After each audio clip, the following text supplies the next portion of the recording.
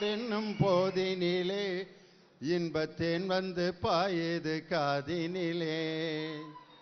செந்தமிழ் நாடென்னும் போதினிலே இன்பத்தேன் வந்து பாயுது காதினிலே. எங்கள் தந்தையர் நாடென்ற பேச்சினிலே ஒரு சக்தி பிறக்குது மூச்சினிலே. எங்கள் தந்தையர் நாடென்ற பேச்சினிலே ஒரு சக்தி பிறக்குது மூச்சினிலே. செந்தமிழ் நாடென்னும் போதினிலே இன்பத்தேன் வந்து பாயுது காதினிலே. எங்கள் தந்தையர் நாடென்ற பேச்சினிலே ஒரு சக்தி பிறக்குது மூச்சினிலே என்ற நம் தாய்மொழியான தமிழ் மொழியை வணங்கி உலகம் முழுவதும் வியாபித்திருக்கக்கூடிய கோடான கோடி கலைஞர் தொலைக்காட்சியின் ரசிக பெருமக்கள் அனைவருக்கும் தமிழர் திருநாளாம் பொங்கல் திருநாள் மட்டுமல்ல, தமிழருக்கென்று இருக்கும் தமிழ் புத்தாண்டு நல் வாழ்த்துக்களை உங்கள் முன்னால் மகிழ்ச்சியோடு தெரிவித்துக் கொள்வதில் நான் பெருமை அடைகிறேன். தை 1ஆம் தேதி ஒரு மகிழ்ச்சியான ஒரு திருநாள். அந்த திருநாளுக்கேற்ற ஒரு தலைப்பு, அன்பும் பாசமும் நிறைந்தவர்கள் உறவினர்களா நண்பர்களா? அது என்ன அன்பும் பாசமும்? அன்பு வேற பாசம் வேறையா? வித்தியாசம் இருக்கு. அவர் ரொம்ப அன்பானவர் அப்படின்னா என்ன அர்த்தம்னா, பார்த்தா ஏதோ கஷ்டப்படுறவங்களை பார்த்தா இறக்கப்படுவார். ரொம்ப கஷ்டப்படுறானப்பா, ரொம்ப கஷ்டப்படுறேன், வேதனையாக தான் இருக்கு, அப்போ நான் வரட்டா, இந்த மாதிரி ஆள். இதெல்லாம் அன்பானவங்க. வேதனைப்படுறத நிறுத்திடுறது. அந்த வேதனைப்படுறவனுக்கு வேண்டியதை செய்கிறான் பார், அவன் தான் பாசக்காரன். அதனால தான் கிராமத்தில் சொல்லுவாங்க, அவன் அன்பானவன் மட்டும் இல்லை பாசக்கார பய. அப்படின்னா என்ன அர்த்தம்னா, அவனுக்கு எந்த நேரத்தில் எது தேவையோ அந்த செயலை செய்பவன் தான் பாசக்காரன். இப்போ உதாரணத்துக்கு ஒரு அப்பாவை கூப்பிட்டு 10 தடவை ஒரு மகன் முத்தம் கொடுக்குறான்னா ஏதோ அடி போடுறான்னு அர்த்தம். எங்கள் அப்பா மாதிரி ஒரு மனுஷனை உலகத்தில் பார்க்கவே முடியாதுன்னா அவங்க அப்பா முதல் முத்தத்துக்கு ரொம்ப சந்தோஷப்படுவார். இந்த பக்கம் 2வது தடவை முத்தம் கொடுப்பேன், ஒரு டைப்பாக கொடுக்குறான்னு 3வது தடவை கொடுப்பேன். அப்புறம் தான் கேட்பேன், பொங்கலுக்கு பயலுகள்லாம் சேர்ந்துப்பா கொடைக்கானல் போகிறோம்ப்பா. சரித்தான், 3 தடவை முத்தம் கொடுக்கும்போதே நான் சந்தேகப்பட்டேன்டா, உங்கள் அம்மா தான் இப்படி காரியம் சாதிக்குதுன்னா நீயே அதே மாதிரியா இருக்கியாடா அப்படின்னா. அது மாதிரி ஒரு அப்பாவுக்கு அவன் முத்தம் கொடுக்கறது ஒரு காரணத்தோடு கொடுத்தான்னா அது வந்து அன்பு. ஆனால் அந்த அப்பா மேலே, அந்த அப்பா வந்து காலில் அடிபட்டு ஒரு டிவியில் வர்றப்ப அந்த பெருவரில் ரத்தத்தோடு வந்து இறங்குறாரு. எப்பா என்னப்பா ஏப்பா அப்படின்ட்டு ஓடி போய் அந்த துணி எடுத்து சுற்றி டிஞ்சர் எடுத்து ஓடி, பா ஒரு நிமிஷம் வாங்க ஒரு டிடி போட்டு வரலாம், உட்காரு பின்னாடி 2 வீலரில் உட்காரு, எங்கே தான் போய் மோதிட்டு வருவியாப்பா, உனக்குன்னே வந்து சேர்றாங்க, உட்காருப்பா அப்படின்ட்டு அவங்க அப்பாவை ஆஸ்பத்திரி கூட்டிகிட்டு போய் ஒரு ஊசியை போட்டு கொண்டு வர்றான் பாருங்க. அதுக்கு பேர் தான் பாசம். அதை விட்டுவிட்டு அந்த காயத்தை பார்த்துட்டு மோதிட்டியா, காலையில் என்னை திட்டிட்டு போனீல, உனக்கு இதுவும் வேணும் இன்னமும் வேணும்யா அப்படின்னாருன்னா அவங்க அப்பா யோசிப்பார், இப்படி ஒரு பிள்ளைய பெக்காமையாக இருந்திருக்கலாம்டா அப்படின்ட்டு. காரணம், உறவு என்பது நம்ம விரும்பினாலும் விரும்பாட்டியும் நம்மளை விட்டுட்டு போகாது. இன்னைக்கு குடும்பம் எப்படிப்பட்ட குடும்பம் ஆகிப்போச்சுன்னா, ஒரு காலத்தில் இருந்த விரிந்து பறந்த குடும்பங்கள்லாம் இன்னைக்கு சுருங்கி போச்சு. அதே மாதிரி 2 பொம்பளை பிள்ளைய இருக்க வீடு இருக்கு பாருங்க, அது பெரிய அவனை பார்க்குறவன்லாம் இறக்கப்படுவான். 2 பொண்ணா சிரமந்தான் அப்படிமா. அதுகளுக்கு பார்த்தீங்கன்னா ட்ராப்ஸ், இங்கே ஒரு கம்மல், அப்புறம் அதுக்கு மேட்சாக ஒன்று, அப்புறம் நெக்லஸ், அது இது, அதில் கூட பக்கத்து வீட்டுக்காரன் ஏதாவது ஒன்று வாங்கிடுவான் அந்த அவன் பொம்பளை பிள்ளைக்கு, அதை பார்த்துட்டு வந்துடுங்க. அந்த அக்கா அழகாக போட்டுருந்துச்சு சுடிதாரு, ரொம்ப சீப்பான், எவ்வளவு 3450 ரூபா அப்படின்ட்டு. அவ்வளோதான், அவங்க அப்பன் தலையில் ஒரு கம்பளிக்கு போல 2 கம்பளியை போட்டு உட்காந்துருவார். இப்படி இருந்த குடும்பங்கள்லாம் இன்னைக்கு அப்படியே சுருங்கிருச்சு. 2 பையன் 2 பொண்ணு, 1 பொண்ணு 1 பையன். இப்போ அதுவும் இல்லை, ஒரே பையன். ஒரே பையங்க. அப்படியா? அவன் படுற பாடு இருக்கு பாருங்க. அந்த ஒரு பய அவனை ஒன்றும் சொல்ல முடியாது. ஏன்னா அந்த ஒரு பய தான். ஒரு பிள்ளை கருவேப்பிலை கொத்தாட்டம் பெற்று வச்சுருக்கேன். அவன் என்ன பண்ணாலும் ஏற்றுக்கிடுவாங்க வீட்டில். நைட்டு 12 மணிக்கு வருவேன். என்ன 12 மணிக்கு? நாளையிலேருந்து 1 மணிக்கு வருவேன். இப்போ என்ன பண்ணுவேன் அப்படின்னு. ஏன்னா அவன் ஒரு ஆள் தான். அவனை ஒன்றும் செய்ய முடியாது. ஒரு பொம்பளை பிள்ளைன்னா சொல்ல வேண்டிய அவசியமே இல்லை. அதுக்கு தான் அவ்வளவும் செலவு பண்ணி ஆகணும். இப்படி சுருங்கிருச்சு குடும்பம். இந்த மாதிரி இருக்கிறதுக்கு பேர் தான் உறவுகள். அதில் அன்பும் பாசமும் நிறைந்தவர்கள் உறவினர்களா நண்பர்களா பேச வந்திருக்காங்க. அதில் அன்புக்கும் பாசத்துக்கும் என்ன ஒரு சின்ன டிஃப்ரென்ஸ். ஒரு வீட்டில் பக்கத்து வீட்டில் திடீர்னு நைட்டு 12 மணிக்கு கத்துறான். எப்பா எப்பா எப்பா எப்பா அப்படின்னா யாரோ ஒருத்தருக்கு நெஞ்சு வலி. உடனே பக்கத்து வீட்டுக்காரன் ஓடி போய் ஒரு ஆட்டோவை கூப்பிட்டு வந்து ஆஸ்பத்திரிக்கு கூப்பிட்டு போனான். இது அன்பு. ஆனால் திடீர்னு 1:30 மணிக்கு ஃபோன் வருது. ஓ பாசிட்டிவ் ரத்தம் தேவைப்படுது. அவன் ஓ பாசிட்டிவ். உடனே வர முடியுமா? இந்த வர்றேன் அப்படின்ட்டு அந்த நேரத்தில் அவசர அவசரமாக சட்டையை போட்டுக்கிட்டு யாருக்கு தேவைப்படுது, அவன் என்ன ஜாதி, அவன் என்ன மதம், எந்த ஆஸ்பத்திரியில் இருக்கான், அவன் காசு கொடுப்பானா கொடுக்க மாட்டானா, நம்மளை பாராட்டுவானா பாராட்ட மாட்டானா, எதையுமே எதிர்பார்க்காம சட்டையை போட்டுக்கிட்டு பைக் எடுத்துகிட்டு போகிறான். பார்த்தீங்களா? அதுதான் பாசம். உலகத்தின் மீது பாசமாக இருப்பவர்கள் எதையும் எதிர்பார்க்காம செய்வாங்க. இதுக்கு மிஞ்சியது எதுன்னா, ஒரிசாவில் பூகம்பத்தில் பாதிக்கப்பட்டவங்களுக்கு இங்கே இருக்கவங்கள்ட்ட எல்லாம் வசூல் பண்ணி தன்னுடைய 2 மாத சம்பளத்தையும் சேர்த்து மணி ஆர்டர் பண்ணுறான் பாருங்க. யாருன்னே தெரியாதவங்களுக்காக உதவி செய்கிறான் பாருங்க. அது பாசத்தையும் கடந்தது. அருமையான தலைப்பு. ரொம்ப அருமையாக ரசித்து கேட்டுட்டு இருக்கீங்க. மகிழ்ச்சியாக இருக்கு. காரணம், ஒவ்வொரு தமிழர்களுடைய விழாக்கள் நீங்கள் பார்த்தீங்கன்னா, கோடை காலத்தை வரவேற்கிறதுக்கு இந்திர விழான்னு ஒரு விழா கொண்டாடி இருக்கேன். வெள்ளத்தை வரவேற்கிறதுக்கு ஆடி 18ஆம் பெருக்கு. குளிர்காலத்தை வரவேற்கிறதுக்கு கார்த்திகை விழா. அதே மாதிரி உழைப்பின் பயனை பெறுவதற்கு, உழைப்பின் பயனை அனுபவிப்பதற்கு தமிழன் கொண்டாடி வரும் ஒரே விழா தமிழர் திருநாளாம் தமிழ் புத்தாண்டு. இந்த தை முதல் தேதி தான்.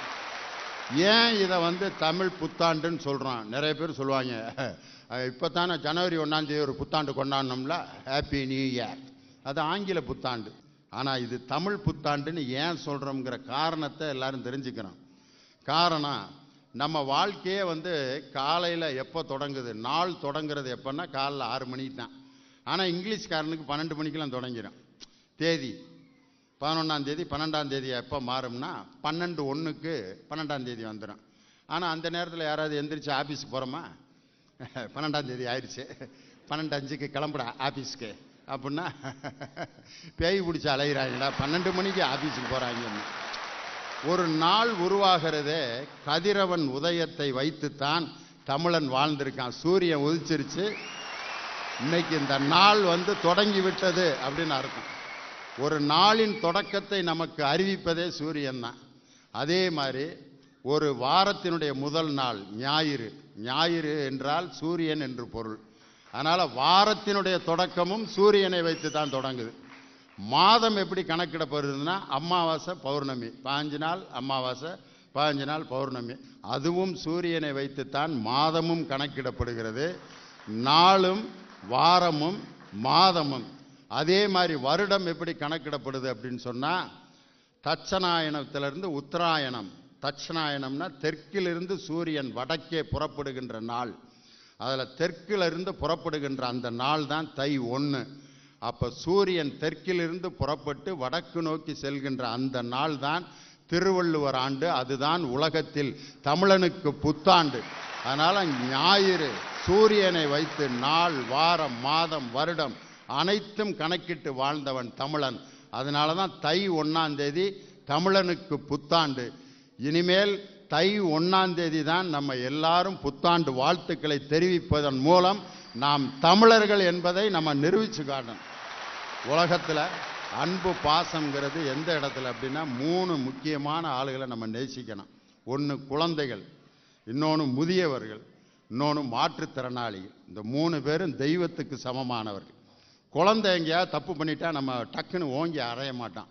ஒரு மாற்றுத்திறனாளி ஏதாவது சண்டை வந்துட்டான்னா அவனை அடிக்கிறதுக்கு யோசிப்போம். ஒரு மாற்றுத்திறனாளி பஸ்ஸில் தகராறு பண்ணுறாரு, இன்னியா இன்னியா அப்படின்னு ஓங்கினவன், ஏங்க உட்காருங்க, நீங்கள் எவ்வளோ இடம் வேணாலும் எடுத்துக்கிறீங்க. காரணம், ஒரு மாற்றுத்திறனாளிங்கிற ஒரு மதிப்பு, அவங்க தெய்வத்துக்கு சமமானவர்கள். அதே மாதிரி முதியவர்கள், முதுமை என்பது தவிர்க்க முடியாத ஒன்று. அதை பார்த்து லந்து பண்ணுறது மாதிரி ஒரு மோசமான விஷயம் உலகத்தில் எதுவுமே இல்லை. அதனால தான் முதுமை வீட்டில் இருந்தால், அந்த முதுமை வீட்டில் இருந்தாலும் நாட்டில் இருந்தாலும் அந்த நாட்டுக்கு பெருமை தானே ஒழிய அந்த நாட்டுக்கு கிடைத்த ஒரு மாபெரும் கொடை அது. அதனால தான் வீட்டில் இருக்கக்கூடிய முதியவர்கள் உறவினர்களை, அவர்கள் நண்பர்களாக இருந்தாலும் உறவினர்களாக இருந்தாலும் அவர்களை மதிக்க கற்றுக் கொடுக்க வேண்டும், மதிக்க கற்றுக்கொள்ள வேண்டும்.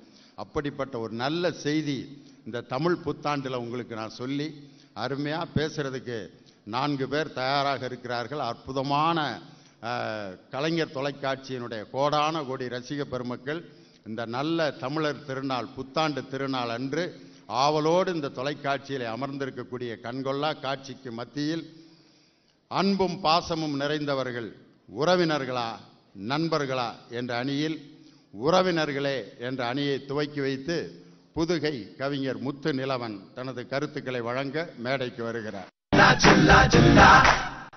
எல்லாரும் என் மாம மச்சி.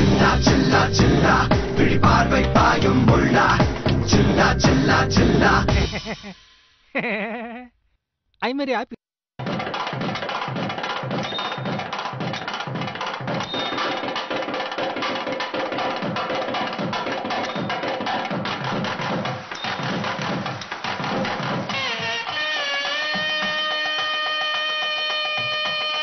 நடுவர் அவர்களே, வாட்டருக்கும் குவார்ட்டருக்கும் என்ன வித்தியாசம்? கேள்வியே இப்படி இருக்கு ஐயா. வாட்டருக்கும் குவார்ட்டருக்கும் என்ன வித்தியாசம்னா, வாட்டரை சாப்பிட்டா ஒன்றும் செய்யாது, குவார்ட்டரை சாப்பிட்டா கொஞ்சம் கிக்கு வரும், அவ்வளோதான். இதுக்கு மேலே எனக்கு ஒன்றும் தெரில.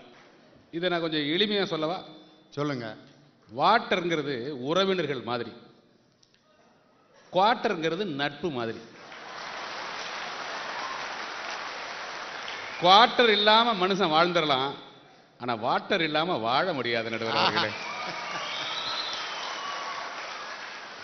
நடுவர் அவர்களே, ஏன் இந்த கேள்வியை எடுப்புலயே கேட்கிறேன்னு சொன்னா, அம்மா அப்பா அண்ணன் தம்பி தங்கச்சி குடும்பமா வாழும்போது ஒரு குழந்தை நல்லபடியா வளரணும்னு நினைப்பாங்க, அன்பும் பாசத்தையும் கொட்டி வளர்ப்பாங்க. ஆனா நண்பர்கள்னு சேர்ந்த பிறகுதான் கெட்ட பழக்கங்கள்லாம் ஆரம்பிக்குது. நடுவர் அவர்களே, நான் கேட்கிறேன், தம் அடிக்கிறதுக்கு தண்ணி அடிக்கிறதுக்கு கற்றுக் கொடுக்கறது இந்த கோஷ்டியா அம்மா அப்பாவா? நீங்க சொல்லுங்க. அதை சொல்லி கொடுக்கறதுக்குன்னே ஒரு குரூப் இருக்கான், சொல்லிலாம் தர்றதில்லை, அவனா பழகிக்கிருவேன், வேற ஒன்றும் இல்லை. நல்ல பழக்கங்களை கற்றுக் கொடுப்பதற்காகவே வாழ்ந்து கொண்டிருப்பவர்கள் தாய் தந்தை என்கிற அன்பான உறவினர்கள். ஆனா கெட்ட பழக்கத்தை கற்றுக் கொடுக்கறதுக்குன்னே சுத்திக்கிட்டு இருக்கிற கோஷ்டி தான் நடுவர் அவர்களே. அவங்க இருக்கிற இளமை காலத்துல நட்பு முதிரும் போது கூட எப்படி பேசிக்கிறாங்க நடுவர் அவர்களே? நல்ல நண்பனா முதல்ல இருக்கும்போது பேர் சொல்லி நீங்க வாங்கன்னு பேசிக்குவான். நெருக்கமான நண்பன் ஆயிட்டா அது உறவுல தான் போய் முடியும். மாப்பிள, மச்சி, மச்சான் என்று உறவுக்கு ஏன் மாறுகிறார்கள் என்றால், நட்பின் முதிர்ச்சி உறவில் தான் முடிய வேண்டும் என்று மக்கள் தீர்ப்பளித்திருக்கிறார்கள் நடுவர் அவர்களே. எந்த காலேஜிலேயாவது பயலுக்கு எப்படி பேசிக்கிறாங்களா? நண்பனே, வா நண்பனே, உட்கார் நண்பனே, எப்ப நண்பனே வந்த? நான் இப்பதான் நண்பனே வந்தேன் அப்படின்னா அப்படியே கீழ்பாக்கத்துக்கு போங்கடா 2 பேரும் அப்படின்றாங்க. ஆனா மாப்பிள, மச்சான், மாமா, கொஞ்சம் வயசானவன் மாதிரி இருந்தானா அவனை மாமான்றாங்க எல்லாரும். அது என்னன்னே தெரியல. அந்த காலேஜில் கொஞ்சம் வழுக்க மண்டி ஆயிட்டானா மாமா மாமாமா அப்படிம்பாங்க. இன்னும் கொஞ்சம் வயசானவன பெரியப்பான்றாங்க, பெரியப்பா அப்படிதான். இன்னும் சில பேர் பார்த்தீங்கன்னா பிரதர், அந்த பிரதர்னு சொல்றதுக்கு அவர்களுக்கு நேரம் இல்லையா, அதனால ப்ரோ ப்ரோ சகோ ப்ரோ ஃபேஸ்புக்ல ஓ ப்ரோ வா ப்ரோ அப்படின்னா யாரும் அந்த பய பேர் ப்ரோவா இத்தாலிக்காரன் போல இருக்குன்னு பார்த்தா பிரதர் அப்படிங்கிறத சுருக்கியிருக்கேன். அதை தமிழ்ல ஃபேஸ்புக்கிலலாம் சுருக்கி சகோ சகோன்னு போட்டுக்குவாங்க. நடுவர் அவர்களே, இன்னொன்று, ஒரு ஆபத்து, ஏதோ திடீர்னு நம்மளுக்கு ஏதோ ஒரு ஆக்சிடென்ட் அல்லது கீழே விழுந்துடுறான், என்னன்னு சொல்லி கத்துறான், ஃப்ரெண்டு நான் கத்துறான். சுப்பிரமணி நான் கத்துறேன், அம்மா. ஏன் தெரியுமா? இந்த வலியை எனக்கு தாங்க முடியலையே, என்னை பெக்கும் போது நீ என்ன வலி கஷ்டப்பட்டிருப்ப, வலியின் உச்சத்தில் இருக்குதாயே அம்மா என்று அம்மா. இந்த வலியெல்லாம் முடிஞ்சதுக்கு அப்புறம் என்ன தடவை சொல்லுவோம்? அப்பாடா. ஏன்னா இதை விட லேசானது வேற ஒண்ணும் கிடையாது, அப்ப மாதிரி இருக்கிறது. வலியை தாங்கி கொண்டு நீங்க சொன்னீங்கல்ல ரத்தம்னு, ரத்தத்தையே ரத்தம் கொடுக்கிறவன் நண்பன். ஆமா, அடிபட்டதுக்கு அப்புறம் ரைட்டு. ஆனா ரத்தத்தையே பாலாக்கி கொடுப்பவள், தன் உயிரையே கொடுப்பவள் தாய் அல்லவா? அந்த தாய் தான் நடுவர் அவர்களே. அதனாலதான் நம்ம நாட்டில் ஒரு அருமையான மரபு வச்சிருக்கிறாங்க. மிகப்பெரிய தலைவர்களை தன்னுடைய உறவினர்களாக மாற்றிக்கொள்கிற மாபெரும் பண்பாடு மரபு இந்தியாவுக்கும் தமிழ்நாட்டுக்கும் சொந்தம். அதனாலதான் அன்னை தெரசான், காந்தி தாத்தான், நேரு மாமான், தமிழ்நாட்டில் அண்ணா அண்ணா என்று அழைத்ததெல்லாம் அன்பின் காரணமான உறவு. நடுவர் அவர்களே, இந்த வார்த்தைக்கு இனியான ஒரு வார்த்தை யாராவது சொல்ல முடியுமாயா? எங்கே அமர்ந்திருக்கின்ற என் உயிரினும் மேலான அன்பு உடன்பிறப்புகளை. அப்படியே கேட்கிறப்ப நம்மளுக்கு அப்படியே ஒரு உணர்வு மேலே ஓங்கி இருக்கிற அந்த உடன்பிறப்புகளே. நடுவர் அவர்களே, இப்ப பெண் குழந்தைங்களை பெத்தவெல்லாம் வயிற்றுல நெருப்பு கட்டிக்கிட்டு இருக்க மாதிரி இருக்கேன்னு சொன்னதெல்லாம் ஒரு காலம். இப்ப பொம்பளை பிள்ளைங்க கூட தைரியமா வெளியில வந்து தைரியமா வந்துடுறாங்க. இப்ப என்ன காலம்னா, ஆம்பளை பிள்ளைங்களை பெத்தவங்க லேட் ஆகுது, என்ன பண்றானோ தெரியலையே, எங்க போய் என்ன படத்தை பார்த்துக்கிட்டு இருக்கானோ தெரியலையே, பாருக்குள்ளே நல்ல நாடுன்னு சொல்றாங்களே, எந்த பார்ல உட்கார்ந்துருக்கான்னு தெரியலையே என்று வருத்தப்படுகிற காரணம் என்ன? அதில் அவன் செல்போன்ல கொஞ்ச நேரம் சிரிச்சு பேசினாலே அப்ப கண் கலங்கி அழுகிறான். யாரா? ஃப்ரெண்டுப்பா. ஃப்ரெண்டு தான். ஃப்ரெண்டுனா என்ன ஃப்ரெண்டா? அதான் ஃப்ரெண்டுன்னு சொல்லிட்டோம்ல, அப்படின்னா ஏதோ பிரச்சனை ஓடிக்கிட்டு இருக்குன்னு அர்த்தம். அப்படி இருக்கிற குடும்பங்கள்ல இங்க இருக்கிறவங்க எல்லாருமே குழந்தைகளை பெற்றவங்க தான். ஆம்பளை பிள்ளைங்களை பெற்றவங்களுடைய பெற்றோர்கள் என்ன சொல்றாங்கன்னா, இப்ப எல்லாம் சேர்க்க சரியில்லைப்பா, என்ன பண்றதுன்னு தெரியல என்கிற வார்த்தையை சொல்லாத பெற்றோர்கள் உண்டா? நண்பர்கள் சரியில்லை, அம்மா அப்பாவை மாத்த முடியாதுங்க, ஆனா நண்பர்களை நினைச்சா மாத்தலாம். நல்ல நண்பர்களா இருந்தா வச்சுக்கங்க, இல்லைன்னா கலட்டி விட்டுருங்கன்னு அப்பா அம்மா சொல்றது தப்பா என்ன? ஆனா அந்த வயசுல புரியாது. எங்க அப்பா மாதிரி எதிரி எனக்கு வேற இல்லடா அப்படின்னு சொல்ற கோஷ்டியா சேர்ந்துக்கிட்டு அப்பங்களை திட்டுறதா வேலை. ஏதோ நண்பர்கள் கூட்டமா இருக்கிறவன் பெரிய ஆள் கிடையாது, நிறைய சிரிக்கிறவன் நண்பர்கள் கிடையாது.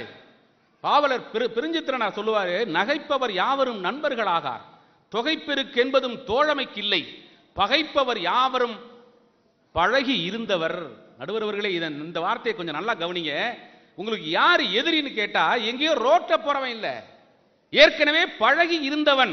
அவன் பண்பு மாறுகிறது, பகைவனாக மாறுகிறான். அதனால் நண்பர்களை, நல்ல நண்பர்களை தேர்ந்தெடுங்கள்னு பரம்பரையா நம்முடைய பாவலரேறு மட்டுமல்ல, நம்முடைய திருவள்ளுவர் சொல்றார், வாழ்வோல் பகைவரை அஞ்சற்க அஞ்சுக கேள்வோல் பகைவர் தொடர்பு.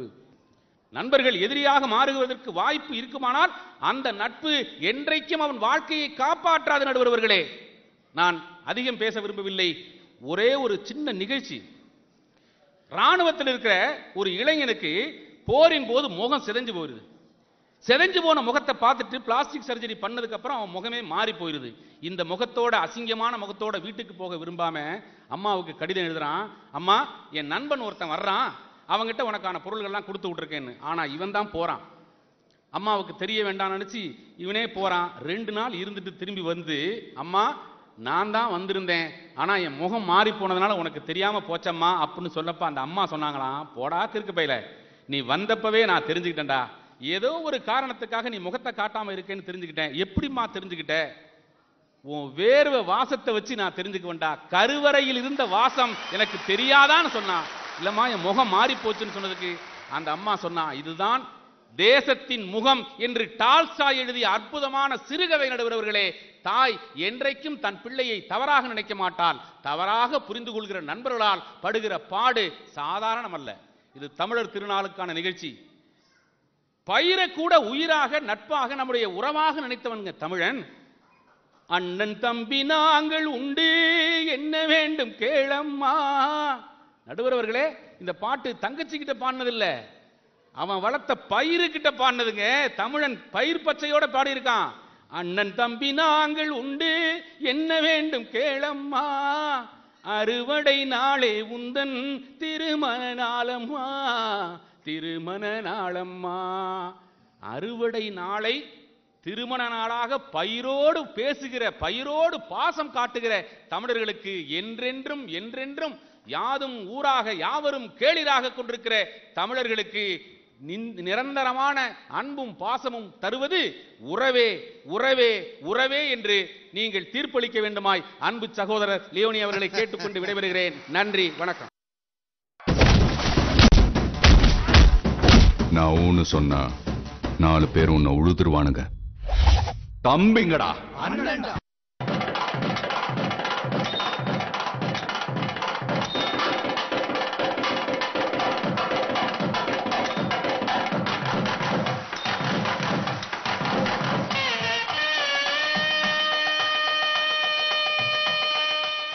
தமிழன் பயிர்களை கூட உறவா நேசித்து வாழ்ந்தவன் அப்படின்னு சொன்னார். வாஸ்தவம் தான். அந்த பயிர் வளைஞ்சு அப்படியே விளைஞ்சு இருக்கிறத பார்த்துட்டு அதுக்கிட்ட பேசுவேன். விவசாயி, நல்லா இருக்கியா, அப்பா மழை இல்லாமல் இருந்தாலும் காப்பாற்றிட்டேன் அப்படின்ட்டு அதுக்கிட்ட போய் பேசுவான். சாஞ்சிருக்கிற நெல்லு பயிரை பார்த்துட்டு வெக்கப்பட்டு சாஞ்சிருக்கியா, உன்னை வளர்த்து விட்ட தாய்க்கு முத்தம் கொடுத்துக்கிட்டு இருக்கியா, என் மனைக்கு வர காத்திருக்க நீ என் சொத்துன்னு சொல்லி அந்த நெல்லு பயிருக்கு கூட உறவுகளோடு வாழ்ந்தவன் தமிழன் அப்படின்னார். அழகா பேசினார், அற்புதமான பேச்சு. ஒரு அப்பா புது பைக் வாங்கினார். வாங்கி அதை தொடச்சிக்கிட்டு இருக்கார். சில பேர் பார்த்தீங்கன்னா பைக் வாங்கினோன்னு தொடச்சிக்கிட்டே இருப்பான். எவ்வளோ நாளைக்கு தொடப்பான்னு நினைக்கிறீங்க? அப்படி தொடச்சி நின்று பார்ப்பேன். அப்படியே ஒரு 2 இடத்துல மோதி இந்த இங்கிட்டு நெளிஞ்சிக்கிட்டு நிற்கும். அப்படியே அப்புறம் அப்படியே தொடச்சா என்ன, தொடக்காட்டி என்ன அப்படின்னு ஆகி போயிடுறேன். அப்புறம் பின்னால் பார்த்தீங்கன்னா அந்த முன்னால் இருக்க ஹெட்லைட்டில் இருக்க கண்ணாடி இப்படி இப்படி போட்டு கிடக்கும். ஹேண்ட் பாரில் பூரா சுரண்டி இருக்கேன். இந்த பக்கம் எதையாவது இப்படி சுரண்டி மோதி அவ்வளோதான். வண்டி மேலே இருக்க ஆசையே விட்டு போயிடுறேன். அந்த புதுசாக இருக்கிறப்ப அவங்க அப்பா அந்த வண்டி அப்படி தொடச்சிக்கிட்டு இருக்காரு. அந்த நேரம் பார்த்து சின்ன மகன் ஒரு கல் எடுத்து அந்த பெட்ரோல் டேங்க் மேலே என்னத்தையோ கிறுக்கி விட்டான். புது வண்டி இப்படி தொடச்சிக்கிட்டு இருக்கிற இடத்துல கிறுக்கி விட்டானுன்ட்டு ஓங்கி கையில் கிடச்சி அதை எடுத்து இப்படி அடிச்சு விட்டார். அடிச்சோன்னா இப்போ மணிக்கட்டில் அப்படியே ரத்தம் கொட்டி எலும்பு முறிஞ்சிருச்சு.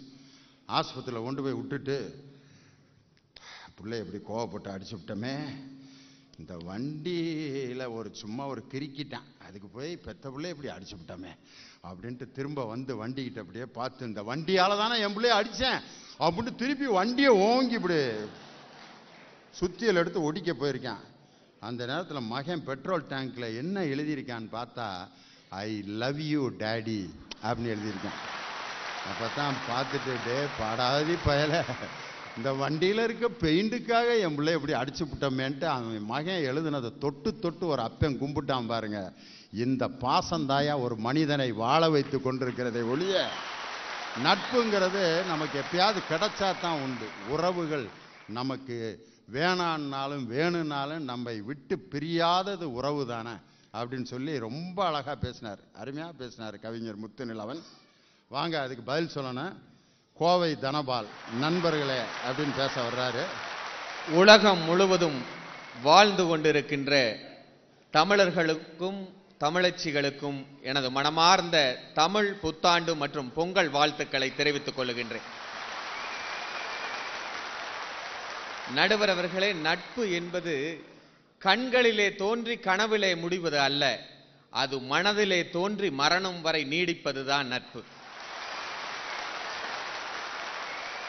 நீங்க யோசிச்சு பாருங்க, உறவுகளிடம் சொல்ல முடியாத ரகசியங்களை எல்லாம் நாம் நண்பர்களிடம்தான் சொல்லுவோம். பெற்ற தாயிடம் சொல்ல முடியாத ரகசியங்கள், தன் தகப்பனிடம் சொல்ல முடியாத ரகசியங்கள், தன் மனைவியிடம் சொல்ல முடியாத ரகசியங்கள், தன் சகோதரனிடம் சொல்ல முடியாத ரகசியங்களை எல்லாம், இத்தனை விஷயங்களையும் ஒருவரிடம் சொல்ல முடியும் என்று சொன்னால் அதுதான் நண்பன். நீங்கள் யோசித்து பாருங்கள், நட்பு என்பது ஒருவனை அங்க தேசத்திற்கு மன்னனாக்கியது.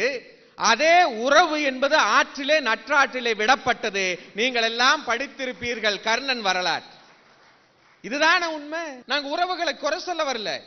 என் தாயும் கருவிலே சுமந்தாள், என் தந்தையும் என்னை தோளிலே சுமந்தால், என் மனைவியும் என்னை இதயத்திலே சுமக்கிறார். நான் நண்பனிடம் கேட்டேன், நீ ஏண்டா என்னை சுமக்க மறுக்கிறாய் என்று. அவன் என்ன சொன்னான் தெரியுமா? அவன் சொன்ன பதில் என்ன தெரியுமா? நான் ஏன் உன்னை சுமக்க வேண்டும்? சுமப்பதற்கு நீ என்ன சுமையா? நீ என் சுகம் என்று சொன்னான்.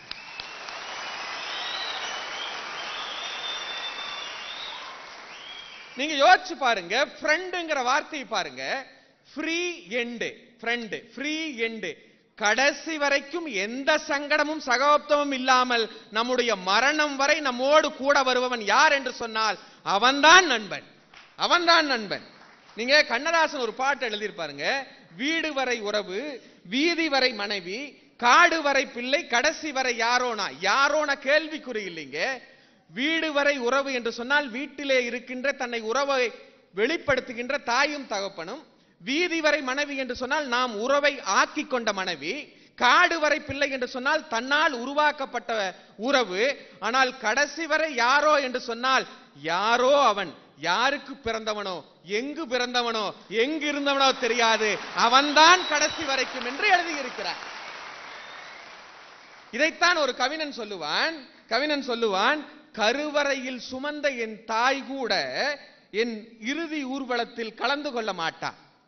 கருவறையில் சுமந்த என் தாய் கூட இறுதி ஊர்வலத்தில் கலந்து கொள்ள மாட்டாள். ஆனால் என் நண்பன் வருவான், கலந்து கொள்ள அல்ல, என்னை சுமந்து செல்ல என்று சொல்லுவான். இதுதாங்க நட்பு. நட்பினுடைய அருமை என்ன தெரியுமா? மெழுகுபத்திக்கும் தீக்குச்சிக்கும் இருப்பதை போல இருக்க வேண்டும். யோசிச்சு பாருங்கள், மெழுகுபத்திக்கு உயிர் கொடுப்பதற்காக தன்னை மாய்த்துக் கொள்ளுகிறது தீக்குச்சி. மெழுகுபத்திக்கு உயிர் கொடுப்பதற்காக தன்னை மாய்த்துக் கொள்ளுகிறது தீக்குச்சி. உயிர் கொடுத்த நண்பனை நினைத்து நினைத்து நினைத்து அந்த மெழுகுபத்தி தன்னை உருக்கிக் கொள்ளுகிறதே, இதுதான் நட்பு. அது கொடுங்க. தாய் தாயின்னு பேசினார்ல முத்து நிலவண்ண, ஏன் மனைவி பத்தி பேசல? ஏன் மாமியா மருமகளை பத்தி பேசல? பக்கத்து வீட்டுலங்க ரெண்டு நல்லா கேடுங்க, பக்கத்து வீட்டுல இந்த தை நோம்பிக்கு பொங்கலுக்கு துணி எடுக்க போனாங்க. மருமக முதல்லயே பிளான் பண்ணிட்டா. மாமியால, மாமி மாமி உங்களுக்கு வயசா இருக்குதுங்க மாமி, நீங்களா துணி கடையில் அந்த நெருக்கத்தில் வந்து எங்க சீரழி போறீங்க, நீங்க வீட்லயே இருங்கன்னு போயிட்டா. பிளான் பண்ணிட்டு போயிட்டா.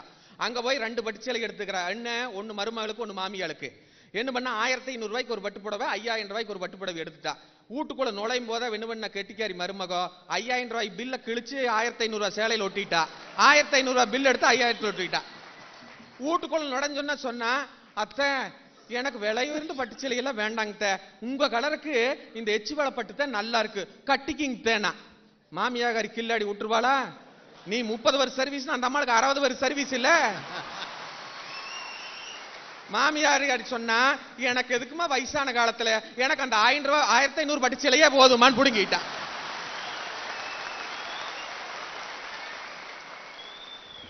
ஏங்க இந்த உறவு அன்பும் பாசம் இருக்குது வந்து மேடை போட்டு 2 பேரும் எங்க அண்ணனுக்கு பேச வந்திருக்கிறாங்களே, இது நியாயமான்னு நான் கேட்கிறேன்.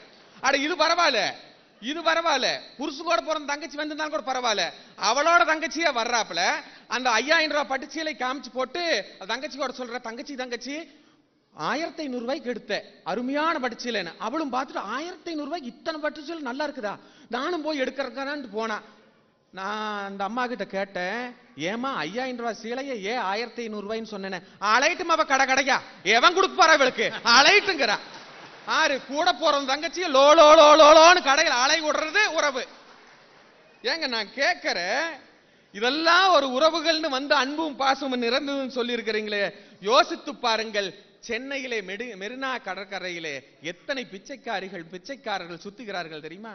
ஒரு முறை நான் போனேன், ஒரு அம்மாளிடம் கேட்டேன், ஏமா நல்லாத்தான் இருக்கிற, ஏன் பிச்சை எடுக்கிறேன்னு சொல்லும் பொழுது, என்னுடைய உடல் நல்லா இருக்கிறது ஆனால் மனம் சரியில்லை என்று சொன்னார்கள். ஏன்னு கேட்ட, என்னோட மகனும் மருமகளும் வாமா மெட்ராஸை சுத்தி பார்க்க போலான்னு கூப்பிட்டு வந்தாங்க.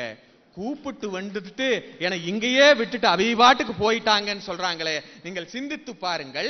பழகிய மாடு கூட வீடு வந்து சேருகிறது, நம்மோடு பழகிய மாடு கூட வீடு வந்து சேருகிறது, நாம் வளர்த்த நாய்க்குட்டி கூட நம்மை சுற்றி சுற்றி வருகிறது. பெத்து வளர்த்து சீராட்டி பாலூட்டி வளர்த்த தன் மகன் இதோ வந்து விடுகிறேன் என்று சொல்லிவிட்டு போனவன் வரவே இல்லையே. நீங்கள் சிந்தித்து பாருங்கள். உங்கள் உறவுகள் சரியாக இருந்தால் எதற்கு அனாதை இல்லங்களும் முதியோர் இல்லங்களும் வருகிறது என்பதை அண்ணன் பதிலளிக்க வேண்டும். எதிரணி தலைவர் அண்ணன் நிலவன் அவர்கள் சொன்னார்கள், தேசத்தினுடைய முகம் என்று டால்ஸ்டாய் எழுதிய நாவலை பற்றி சொன்னார்கள். நான் சொல்லுகிறேன், டால்ஸ்டாயை பற்றியே சொல்லுகிறேன். இரவு நேரம் கடைசி ரயிலுக்கு சிக்னலை கொடுத்து விட்டு வர்றாரு. வருகின்ற பொழுது அந்த சரக்கு அடுக்கி வைத்திருந்த பகுதியிலே ஒரு முனகல் சத்தம். அவர் கார்டு பார்க்கிறாரு, யார் இன்னாரத்துக்கு இந்த இருட்டுல இந்த பணியில ரஷ்யா நாட்டுல பார்க்கிற டால்ஸ்டாய் கிருகிருன்னு நடுங்கிட்டு இருக்கிறாரு. ஐயா நீங்களா? மிகப்பெரிய நாவலாசிரியராச்சே, வாங்க வீட்டுக்கு நான் கொண்டு போய் விடுறேன்னு அவர் 2 கையும் கூப்பி சொன்ன வார்த்தை என்ன தெரியுமா? தயவு செய்து அந்த நரகத்திற்கு என்னை அழைத்து கொண்டு போய் விட்டு விடாதே, நான் உங்களை போன்று நண்பர்களோடு சந்தோஷமாக இருக்கிறேன் என்று சொன்னாரு. இதுதானே நட்புக்கு கிடைத்த வெற்றி.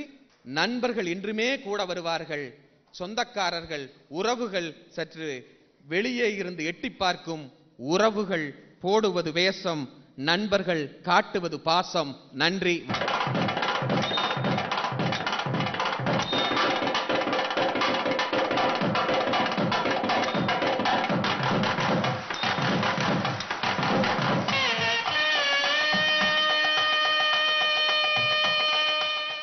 உறவுகளால் எவ்வளவு பாதிக்கப்பட்டிருந்தாருன்னா, இந்த 1500 பிரச்சனை என்ன பாடுபடுத்தி இருக்கு பாருங்க அவரை. வாஸ்தவம் தான். உறவுகள் வீட்டுக்கு வர்ற ஆளுகளை பொறுத்து இருக்கு. வீட்டில் உட்காந்துருக்காங்க புருஷன் பொண்டாட்டி 2 பேரும். திடீர்னு அந்த வீட்டுக்காரரோட அக்கா ஒடியாருது வீட்டுக்குள்ள. தம்பி தம்பி தம்பி, ஏக்கா ஏக்கா ஏக்கா நேரத்தில் இந்த ஓட்டம் ஒடியாடுற. தம்பி ஏக்கா உட்காருக்கா உட்காருக்கா, முதல்ல சத்தம் போடாத உட்காரு. தம்பி சொல்லுக்கா, தம்பி தம்பின்னு இருக்க, விவரத்தை சொல்ல மாட்டேன். தம்பி உன் மருமகனுக்கு இன்ஜினியரிங்க அலைச்சல் இடம் கிடச்சிருக்கு சாமி, கிடச்சிட்டு போகுது. இப்போ அதுக்கு என்ன இப்போ நேரத்தில் எது கதை சொல்லுது? கிடச்சதுனால தானே உன்ட்ட ஒடியாந்துருக்கேன். 50,000 ரூபா கட்ட சொல்லியிருக்கானுங்க ஐயா, 50,000 ரூபா கட்ட சொல்லியிருக்கானுங்க. 40,000 ரூபா பரட்டிட்டேன் ஐயா, 40,000 ரூபா பரட்டிட்டேன். இன்னும் ஒரு 10,000 ரூபா 10,000 ரூபா. அப்படியே பார்த்தான் அவங்க அக்கால. அவன் கையில் எங்கே இருக்கு காசு? வீட்டில் கிச்சனில் இருக்குது. அங்கே தான் யார் கேஷியர் அங்கே உள்ள இருக்கு. என்னங்க சத்தம்? எங்க அக்கா 10,000 ரூபா கேட்டு வந்திருக்கு. இல்லை எங்க அக்கா ஒரு 5,000 ரூபா கேட்டு வந்திருக்கு அப்படின்னு. 5,000 ரூபா விட்டு உடனே என்ன 5,000 ரூபா? இல்லை மகனுக்கு இன்ஜினியரிங்கில் இடம் கிடச்சிருக்கான், 5,000 ரூபா கேட்டிருக்கு அப்படின்னு. உடனே அந்த அம்மா என்ன சொல்லணும்? கொடுங்கங்கண்ணா, இல்லாட்டி வேணாங்கண்ணா. அதை ஒரு டைப்பாக சொல்லுங்க, பார்த்துருக்கீங்களா? கொடுங்க.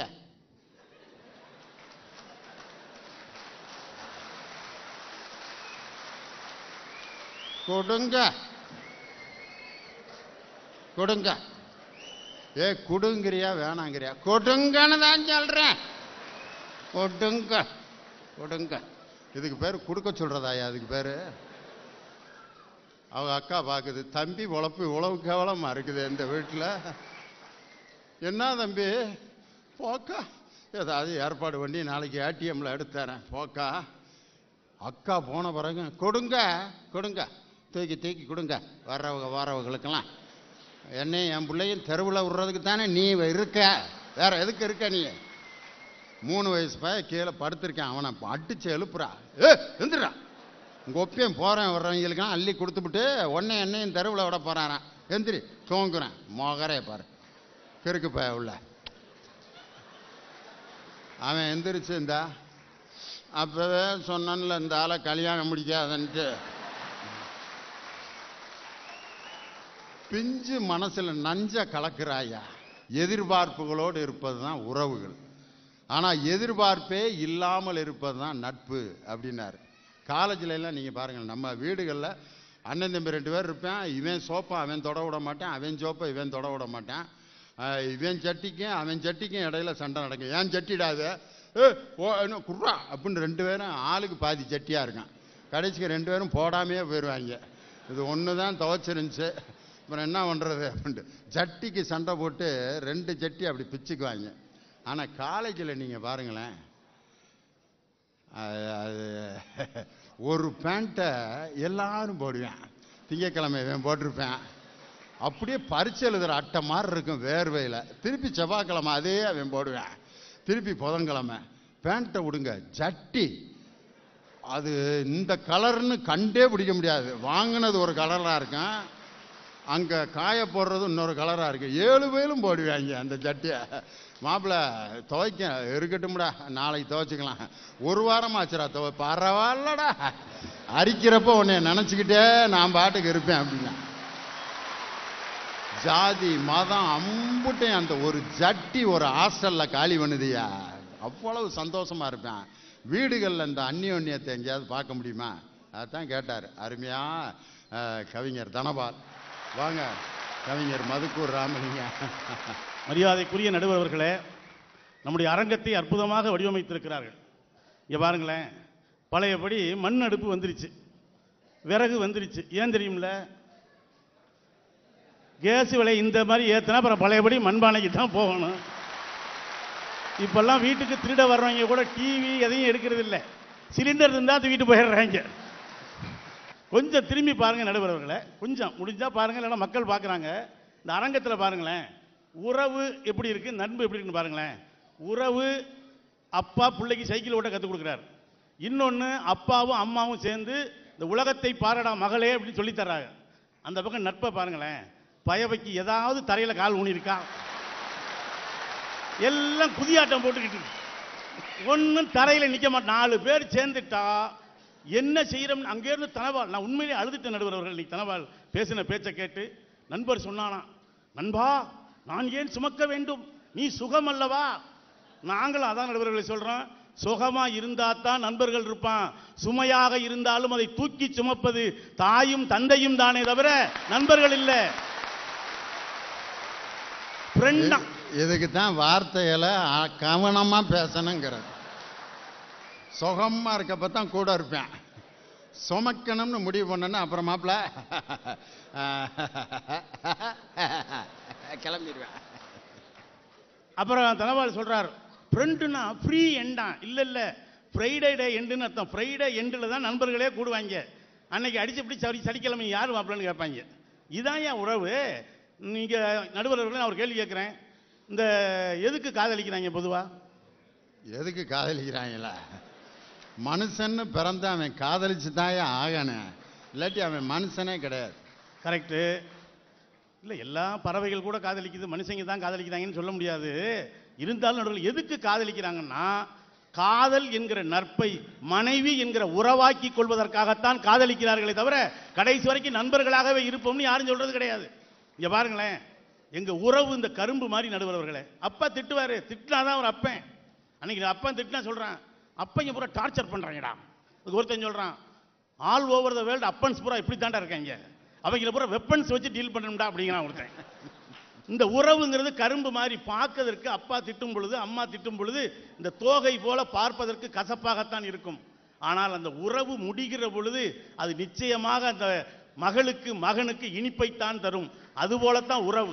ஒரே ஒரு செய்தியை சொல்றேன், நண்பர்கள் மரணத்தின் பொழுது தூக்கி சென்றார்களே, டால்ஸ்டாயை கூட சொன்னீங்க, நான் இங்கே இருந்துடுறேன் அப்படின்னு. ஒரு செய்தி தெரியுமா தனவாலு, அதே டால்ஸ்டாய் செத்து கிடந்தவுடன் எந்த நண்பர்களுடைய வீட்டுக்கும் டால்ஸ்டாயினுடைய உடலை கொண்டு போக மாட்டார்கள். அவர் மனைவியும் மக்களும் இருக்கிற சொந்த வீட்டுக்கு தான் கொண்டு போவார்கள். அது புரிஞ்சுக்க. அதுபோல சொல்றாரு, நண்பர்கள் தூக்கி சுமப்பாங்க. இப்ப ஏன் தூக்கி சுமக்கிற, ஒரே ஒரு போன் பண்ண ஆம்புலன்ஸ் அழகா கொண்டு போயிடுவாங்க. இன்னைக்கு கூட இன்சூரன்ஸ்ல யாரை போடுறாங்க, உங்க பெஸ்ட் ஃப்ரெண்டு பேர் யாருன்னு கேட்கறாங்க. நாமினி என்று போட்டால் ஒன்னு மனைவி பேரை போடணும் அல்லது மக்கள் பேரை போடணும். இன்னமும் தூத்துக்குடியில முத்து குளிக்கிற பொழுது மச்சின உள்ள இறங்கி கடல்ல இறங்கினான்னா அந்த கைத்தை யார் கையில நம்ம கொடுப்பாங்க? எந்த நண்பங்கையிலையும் கொடுத்துட மாட்டாங்க, அப்படியே உள்ள விட்டுருவான். யாரு மச்சின இருக்கான்ல அவன் தான் அந்த கைத்தை பிடிச்சிருப்பான். அந்த மச்சினனுக்கு தெரியும், இது உள்ள போன என் மச்சானுடைய முத்து குளிக்கிற கயிறல்ல, தொங்குவது என் தங்கையின் தாலி கயிறு என்று உணர்கிற காரணத்தினால்தான் உறவுகள் பிடித்திருக்கிறது. சொல்லிட்டே போலாம் நடுவர் அவர்களே. பால் குடிக்க சொல்லி தர்றது தாய், பீர் குடிக்க சொல்லி தர்றது நண்பர்கள். இன்னும் அதான் ஒருத்தன் பாட்டை எழுதியிருக்காங்களே, ஒரு புறம்போக்கு முதலா சரக்கடிக்க கத்து தந்தான், அவனை நானும் கண்டாக்க சுட்டு புடு வேண்டாம். அப்ப பாத்துக்குங்க, யாராவது சொல்றாங்களா எங்க அப்பா முதலா சரக்கடிக்க சொல்லி கொடுத்தாரு, ஏதோ புறம்போக்கு தான் சேர்ந்து இருக்கிறத பூரா உடன்போக்காகி இந்த கதிக்கு ஆளாகிட்டே போகுது நடுவர் அவர்களே.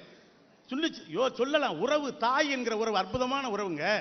யோசிச்சு பாத்தீங்கன்னா, அந்த பிரசவ வலி அண்ணன் சொன்னார்ல, உள்ள துடிக்கிற பொழுது புருஷன் மேல அவ்வளவு கோபம் வரும். அந்த ஆள் கிட்ட வரட்டான், நீ வாடி கொண்டே விடுறேன், ஆனா அவ்வளவு கோபம் இருக்கும்.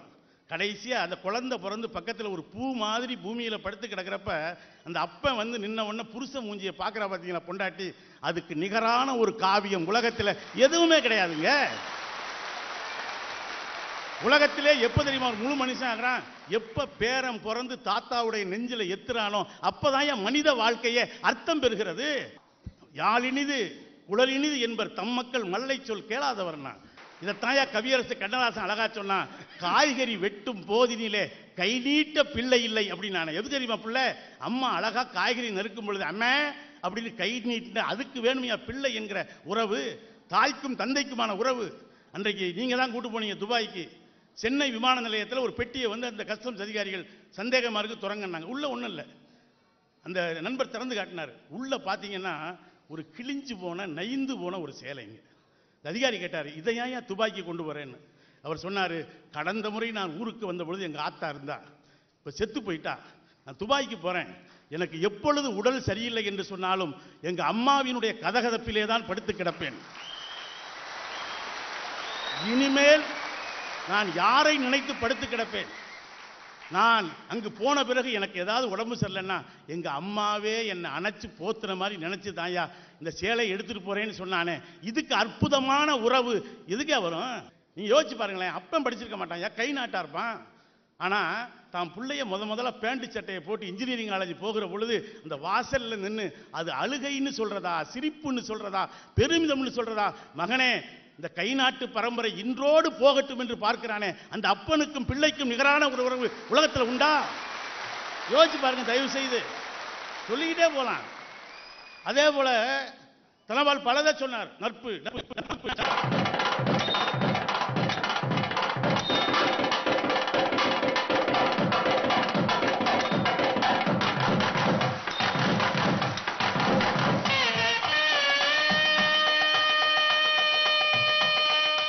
தனவால் பேசின பிறகு ஏதோ நண்பர்கள் தான் அப்படின்னு நான் முடிவுக்கு வந்தேன். ராமலிங்கம் கிழிச்சு கேப்பை நட்டுவிட்டார். காரணம் என்னன்னா, நண்பர்களில் ஒரு காலத்தில் அப்படிலாம் இருந்தாங்க, இப்பெல்லாம் நல்ல நண்பர்களை தேடி பிடிக்க வேண்டியிருக்கு. ஆனால் உறவுகளில் கெட்ட தாய், துரோகம் செய்த தாயின்னு ஏதாவது லட்சத்தில் ஒன்று வேணா இருக்கலாமே ஒழிய, ஒரு பிச்சைக்கார தாயாக இருந்தாலும் தன் இடுப்பில் இருக்கும் குழந்தைக்கு உணவை தந்துவிட்டு சாப்பிடுபவள் தான் தாய். இந்த தாய் பாசத்துக்கு நிகரான ஒரு நட்பை உங்களால் சொல்ல முடியுமா அப்படின்னு கேட்டார். கூட இருக்கிறதுனால சில விஷயம் நம்மளுக்கு வந்து தெரியாது. காரணம் பக்கத்தில் இருக்கிறதுனால அதனுடைய அருமை நமக்கு தெரிகிறதில்ல. அதுதான் உறவு. குற்றம் பார்க்கின் சுற்றம் இல்லை. வீட்டில் பிள்ளைய இருந்தால் இம்சை பண்ணிக்கிட்டே இருப்பான். இம்சை பண்ணுறவனுக்கு பேர் தான் புள்ள. இப்படி ஒரு புள்ள இருந்துச்சுனாக்கா யாராவது சந்தோஷப்படுவோமா? வாடா வர்றப்பா, போடா போகிறப்பா, தூங்குடா தூங்குறப்பா, படிடா படிக்கிறப்பா, பெயிலா போடா போகிறப்பா, பாஸ் ஆகுடா பாஸ் ஆகிறப்பா அப்படின்னா, டே மனுஷனாடா நீயே அப்படின்னா. இப்படி இருந்தால் அதுக்கு பேர் பிள்ளையே இல்லை. திடீர்னு வருவேன், ஏன்டா மரத்துல இருந்து விழுந்துட்டேன், ஏன்டா மரத்தில் ஏறினா, மரம் இருந்தா ஏறுவோம்ல அப்படின்னா. ரத்தம் கொட்டிக்கிட்டு இருக்கேன். அவங்க அம்மா உடனே அதுக்கு இது மருந்தை போட்டு அப்படி சண்டை போட்டுக்கிட்டு கலகம் பண்ணிக்கிட்டு, திடீர்னு அவங்க அப்பா இதில் போய் அவங்க அப்பா கடுப்பில் வந்து உட்காந்துருப்பாரு. தோல் மேலே ஏறி 2 குடுமையும் பிடிச்சி பைக் ஓட்டிக்கிட்டு இருப்பேன். அவங்க அப்பா, டே இறங்குடா இறங்குடா இருக்கட்டியா, நீ தான் ஒரு சைக்கிள் கூட வாங்கி தர மாட்டேங்கிற அப்படின்ட்டு அவங்க அப்பா நான் சைக்கிள் ஆக்கி 2 காதையும் பிடிச்சி ஆக்சிலேட்டர் மாதிரி திரிஞ்சிட்டே இருப்பேன். அவங்க அப்பா அந்த மாதிரி பிள்ளைய இருந்தால் தான் வீடு ஜாலியாக இருக்கும். வீட்டில் புருஷன் திட்டிக்கிட்டே இருக்காரு அப்படின்ட்டு ஒரு அம்மா கண்ணீர் விட்டு அழுகும் பக்கத்து வீட்டில். எந்த நேரம் உள்ள நுழைஞ்சாலே திட்டிக்கிட்டே இருக்கான் மனுஷன். எந்த நேரத்தில் அவங்க அப்பையும் பெத்தானோ ஆண்டவனே ஆண்டவனே உள்ள நுழையும்போது இந்தடி உன்னையெல்லாம் கொல்லணும் முடியே உள்ள வர்றப்பே. ஒரு நாள் என்ன ஆகி போச்சுன்னா, ஒரு 5 நாள் அவன் ஒண்ணுமே பேசல, திட்டவும் இல்லை, ஒன்றும் இல்லை. அவன் பாட்டுக்கு வந்தான், சாப்பிட்டான், படுத்துட்டான். அந்த அம்மா சந்தேகப்பட ஆரம்பிச்சிருச்சு, எதுவும் பைத்தியம் கீத்தியம் பிடிச்சிருச்சா அந்த ஆளுக்கு. எவ்வளவு அழகா திட்டுவாரு, அவருக்குன்னே சில வார்த்தைகள் இருக்கும், அதை வேற யாருமே சொல்ல மாட்டாங்க. திட்டாம இருக்கிறது எனக்கு என்னமோ நல்லா இல்லப்பா. ஏயா ஆரம்பியா, திட்டியா, பயமா இருக்கு இப்ப உன்னைய பார்க்க அப்படின்ட்டு. திட்டலன்ட்டு கூப்பிட்டு திட்டியான்னு சொல்றான்னா என்ன அர்த்தம்னா, குற்றத்தை பார்த்தோம்னா நமக்கு உறவினர்கள் யாருமே மிஞ்ச மாட்டான்.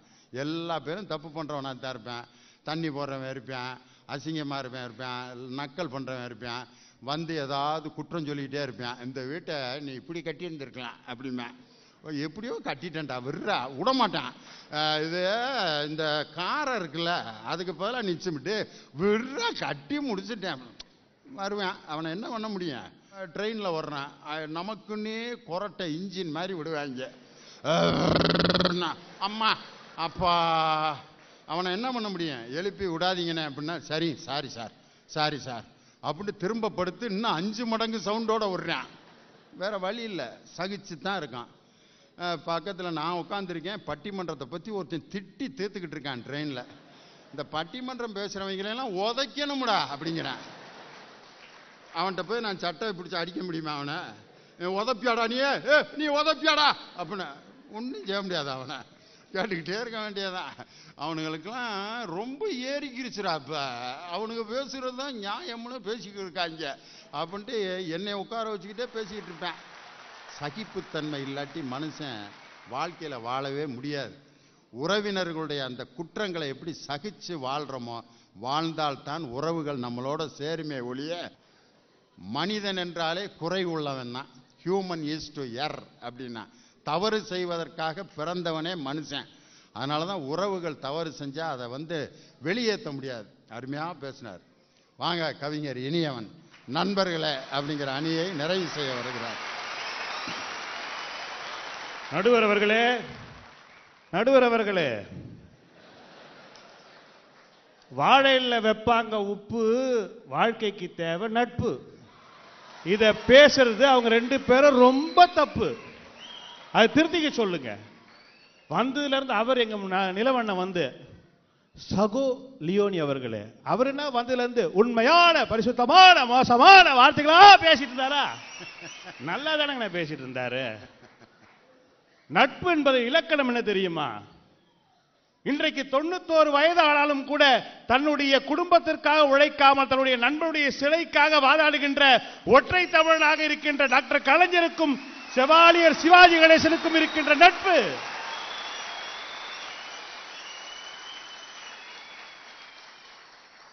அன்பு பாசம் குடும்பத்தில் அப்படியே பின்னி பிணைஞ்சு ஆறா ஓடுதான். அணை கட்டுறதுக்கு 2 இன்ஜினியர் வந்திருக்காங்க. நான் கேட்கின்றேன், அன்பும் பாசமும் குடும்பத்தில் இருக்குமானால் இந்த நாட்டிலே கூட்டு குடித்தனங்கள் ஒழிந்து ஏன் தனி குடித்தனமாக மாறியது என்பதை நீங்கள் மனசாட்சி உள்ளவர்களாக இருந்தால் பதில் சொல்லணும். விளையாட்டு நினைச்சிட்டு இருக்கிறீங்களா? அவர் சொல்றாரு, எங்க அண்ணன் மதுக்குரண்ணன் படத்துல பார்த்தா நண்பன் ஏமாத்துறானா, இந்த படத்துல ஏமாத்துறானா, அந்த படத்துல. அண்ணன் படத்துல தானே நண்பன் ஏமாத்துவான், வாழ்க்கையில நண்பர்கள் என்றைக்கும் துரோகம் செய்ததாக வரலாறு கிடையாது. பேப்பர் எடுத்து பாருங்க, கணவன் அயர்ந்து தூக்குகின்ற பொழுது கருங்கல்லை போட்ட மனைவி, தம்பியை ஓட ஓட அறிவாளால் வெட்டிய அண்ணன், பாசத்திற்காக நிலத்தை கூறு போட்ட பங்காளி. யாரு? உறவு தானே. நீங்க நினைக்கிறீங்க இன்னைக்கு நாட்டில் இளைஞர்கள்லாம் மோசமானவன் கிடையாதுங்களே. பாரதி அகரவரிசையில் ஒன்று எழுதலாம், ஔவை அகரவரிசையில் எழுதலாம். ஆனா இன்றைக்கு இளைஞர்கள் சேர்ந்து புதிய அகரவரிசையை போன மாசம் எனக்கு ஒருத்த மெயில் அனுப்பிச்சான். நம்ம எல்லாம் படிச்சது என்ன? ஆ அம்மா, ஆ ஆடு, ஈ இலை, இப்படிதானே படிச்சிருந்தோம். இன்னைக்கு எழுதுறான் ஆ அம்மா, ஆண்ட்ராய்டு போன்லயும் சார்ஜ் இல்ல, இன்னும் கரண்ட் வரல, ஈபில என்னதான் பண்றாங்களோ, உங்களை நம்பி அரிசிய ஊற போட்டு வச்சு ஏ என்னைக்கு ஆட்டி இட்லி தின்னு ஏப்ப கூட போறோமோ ஐயோ முடியல ஓ ஒரே ஒரு இன்வெர்டர் ஆகுது ஓசில தாங்கோ அவையார் வந்தாதான் கேட்பீங்களா அக்கடான எங்களை விட்டுறாதீங்கோ.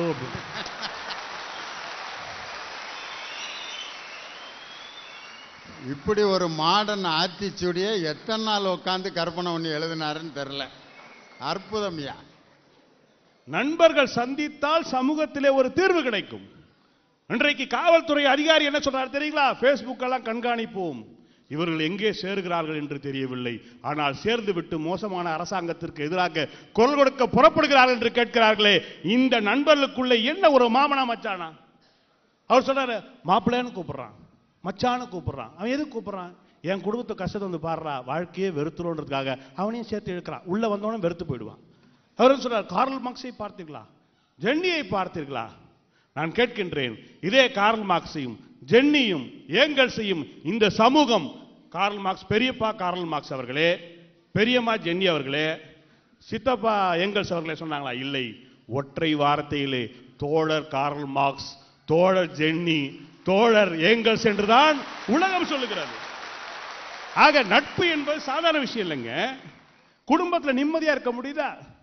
எங்க வீட்டுக்காரமா வந்து என்கிட்ட கேட்டா, அத்தான் இன்னைக்கு நான் காரக்குழம்பு வைக்கவா, மோர் குழம்பு வைக்கவா, ரச குழம்பு வைக்கவான்னு நான் சொன்னேன், முதல்ல வை, பேரெல்லாம் கடைசியா வைப்போம். அவசரப்பட்டு நீ பேர் வச்சிடாத. வாழ்க்கை என்பது, உறவுகள் என்பது மெழுகுவத்தி மாதிரி அழுது கொண்டே ஒளி கொடுக்கும். ஆனா நண்பர்கள் என்பது ஊதுபத்தி மாதிரி அணைந்து சாம்பலாலும் அந்த மனம் அந்த அறை முழுக்க இருக்கும். அதுதாங்க நட்பு. நான் கேட்கிறேன், இந்த வார்த்தை சொல்லாத ஒரு பொண்டாட்டி இந்த நாட்டில் இருக்கா? நானும் இந்த ஆள்கிட்ட வாடுறேன். வேற எவ்வளோ இருந்தாலும் 3 மாசத்துல அங்கே ஆத்தா விட்டுக்கே போயிருப்பான். சரி, இந்த வார்த்தையை மனசுல நினைக்காத ஒரு புருஷனாவது இருக்கானா? நீ சொல்லிட்ட, நான் சொல்லல, என்ன பண்றது? இதை சொல்லாத இருக்கா? இன்றைக்கு குடும்பங்கள் எப்படிங்க இருக்கு? சீரியல்ல நடிக்கிற யாரோ ஒரு மருமகளுக்காக கண்ணீர் சிந்துகின்ற மாமியார்கள் இந்த தேசத்திலே தன்னுடைய சொந்த மருமகளுக்காக ஒரு சொட்டு கண்ணீர் விட தயாராகவில்லை. இது யதார்த்தம். மாமியாரை பார்க்காத மருமக, மருமகளை பார்க்காத மாமியார். நான் இன்னும் கேட்கின்றேன், Deepavali, Christmas, Pongal, new year, பொண்டாட்டியை கூட்டுட்டு போய் நிம்மதியா துணி எடுத்துட்டு வந்தேன்னு சொல்லி ஒரு ஆண்மகன் சத்தியம் செய்யட்டும், நான் பேசுவதே நிறுத்திக் கொள்கிறேன். அமெரிக்க அதிபர் ஒபாமா தன்னுடைய மனைவி மிச்சேல் ஒபாமாவை கூப்பிட்டு போனாலும் சரி, அவருடைய ட்ரௌசரும் கிழிஞ்சு போச்சு மாமா என்ற ஒரு வார்த்தை அவன் காதிலே ஒலித்து கொண்டு இருக்கிறது. நீங்க கல்யாண நாள் ஆனா வீட்டில் ஒரு கேள்வி கேட்பாங்க, எங்க உங்களுக்கு நாட்டுக்கோழி அடிச்சு இன்னைக்கு குழம்பு வச்சு தரட்டா? இந்த வார்த்தை எல்லார் வீட்லையும் கேட்கும். ஆனா அந்த கணவன் என்ன ஒரு வார்த்தை மனசுல நினைப்பாருமா, நான் பண்ண தப்புக்கு ஒரு கோழி சாவுறதா? வேண்டாம் செல்லும் நினைப்பா, சொல்ல முடியாது. எல்லாமே மனசுல ஒண்ணு வச்சுட்டு வெளியே ஒண்ணு பேசுறாங்க. நடுவர்களே, நீங்கள் கொஞ்சம் யோசித்து பார்க்க வேண்டும். இன்றைக்கு சமீபத்தில் போன மாசம் நடந்த செய்தி, போன மாசத்துல உண்மை சம்பவம். பேஸ்புக்ல ஒரு பையன் எனக்கு எழுதுறான், நான் இன்னும் 15 நிமிடங்களே சாக போகிறேன். எதுக்கு தெரியுமா? இதோ எதிர்க்க இருக்கின்ற மண்டபத்தில் என்னுடைய காதலிக்கும் வேறு யாரோ ஒருத்தருக்கும் கல்யாணம், அவனுக்கு கல்யாணம் நடக்குமோ நான் செத்து போயிடுவேன்னு சொல்றான். ஏன்னா நான் இதுவரையும் பார்த்ததே இல்லை அந்த தோழனை. வந்த உடனே எல்லாரும் அவனுக்கு கமெண்ட்ஸ் அடிச்சுட்டே இருக்காங்க. நண்பா, வாழ்க்கை என்பது என்ன தெரியுமா? நண்பா, நண்பா, தோழா, நீ கவலைப்படாத, அப்படி இப்படின்னு கிட்டத்தட்ட 10 நிமிடத்தில் சாக போனவனை 12 மணி நேரம் தன்னோட சேட் பண்ண வச்சு வச்சு வச்சு வச்சு வாழ்க்கையை புரிய வைத்து அவன் உயிரை மீட்டு தந்தவர்கள் நண்பர்களே தவிர வேற யாரும் கிடையாது. இதாக நட்புக்குள்ள இருந்தது. யதார்த்தம் என்பது வேறு. அமெரிக்க அதிபர் ஜார்ஜ் புஷ் அமெரிக்க பள்ளிக்கூடத்துக்கு போறார். போன உடனே மாணவர்களை பார்த்து சொல்றார், மாணவர்களை, உங்களோட நான் பேசுவதற்கு வந்திருக்கின்றேன், உங்களிடம் கேள்விகள் இருந்தால் என்னிடம் கேளுங்கள். ஒரு பையன் எழுந்தான், நான் கேள்வி கேட்க போகின்றேன். What is your name? சொன்னா, என்னுடைய பெயர் ஜாக். ஜாக், எத்தனை கேள்வி கேட்க போகிறாய்? 3 கேள்விகள். கேள். ஜாக் கேட்ட முதல் கேள்வி, ஐநா சபையினுடைய உத்தரவு இல்லாமல் நீங்கள் எப்படி ஈராக்குள்ளே நுழைந்தீர்கள்? 2வது கேள்வி, உங்களை விட அதிக வாக்கெடுத்த கெர்ரி அமெரிக்க அதிபருடைய அதிபராகாமல் கம்மியா ஓட்டெடுத்த நீங்க எப்படி அதிபரானீங்க? 3வது கேள்வி, ஒசாமா பின் லேடன் என்ன ஆவான்? கேட்ட உடனே அதிபருக்கு வேர்க்கிறது, அமெரிக்க அதிபருக்கு. துடைத்துக் கொள்கிறார். உடனே பெல் அடிக்குது. சரி, இன்டர்வல் விட்டுருக்காங்க, நீங்கள்லாம் போயிட்டு சாப்பிட்டுட்டு ரெஸ்ட் எடுத்துட்டு வாங்க, திரும்ப தொடரலாம். திரும்ப வந்தார், அதிபர் உட்கார்ந்தார். குழந்தைகளை கேள்வி. ஒரு குழந்தை இருந்தான், நான் கேட்க போறேன். எத்தனை கேள்வி? 5 கேள்வி. முதல் கேள்வி, ஐநா சபை உத்தரவு இல்லாமல் எப்படி நுழைந்தீர்கள்? இரண்டாவது, நீங்க கம்மியா ஓட்டு எடுத்தீங்களா, எப்படி ஜெயிச்சீங்க? மூணாவது, ஒசாமா பின் லேடன் என்னவா? நாலாவது கேள்வி, வழக்கமா 20 நிமிஷம் கழிச்சு அடிக்க வேண்டிய பெல் 20 நிமிஷத்துக்கு முன்னாடி அடிச்சது எப்படி? அஞ்சாவது கேள்வி, உங்களை கை நீட்டி கேட்ட என்னுடைய நண்பன் எங்கே? அமெரிக்க அதிபர் பதில் சொல்ல வேண்டும் கேட்டானே.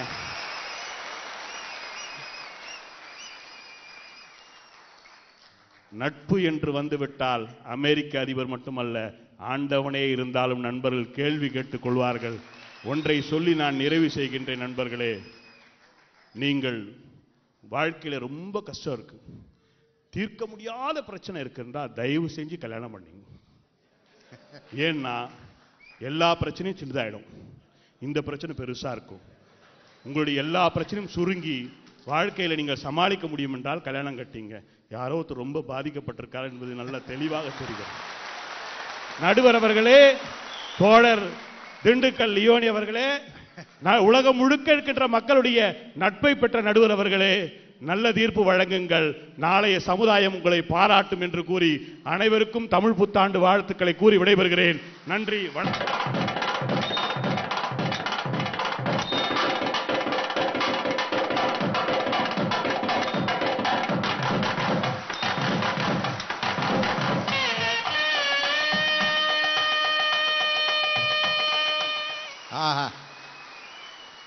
உறவினர்களா நண்பர்களா முடிவெடுக்க முடியாத இம்சை தான்.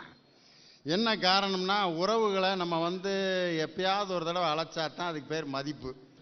அம்மாங்கிற வார்த்தையை ஒரு தடவை சொன்னோம்னா அந்த வார்த்தை நல்லா இருக்கும். ஒரு வீட்டில் ஒருத்தன் பெத்த தாயை எப்படி கூப்பிட்றான்னு வச்சுக்கோங்களேன்.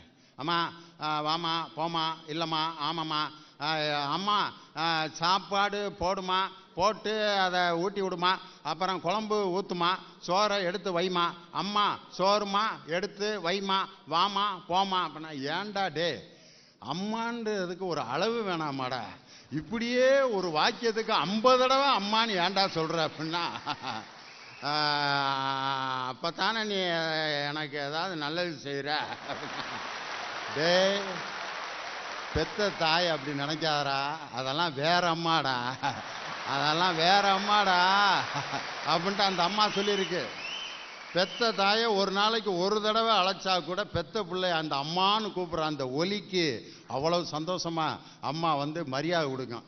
இன்னைக்கு சில பேர் பத்திரிக்கை கொடுப்பாங்க, கல்யாண பத்திரிக்கை அவங்க கொடுக்குறத பார்த்தா தேங்காய் பழம் தட்டு எல்லாம் பெரிய பத்திரிக்கை வச்சு ஒரு 5-10 பேர் வருவாங்க வேனில்.